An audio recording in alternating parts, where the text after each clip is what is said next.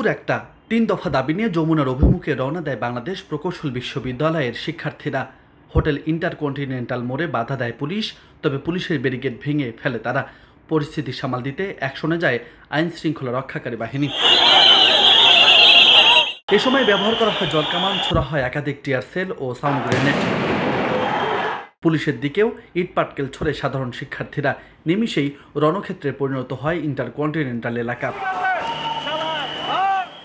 এর আগে ডিপ্লোমা প্রকৌশলীদের নামের আগে প্রকৌশলী লিখতে না দেওয়া, ডিপ্লোমা প্রকৌশলীদের কাউকে পদোন্নতি দিয়ে নবম গ্রেডের উন্নতি না করা এবং দশম গ্রেডের চাকুরিতে প্রবেশের ক্ষেত্রে স্নাতক প্রকৌশলীদের সুযোগ দেওয়া সহ ৩টি দাবি নিয়ে আন্দোলন শুরু করে বুয়েট শিক্ষার্থীরা।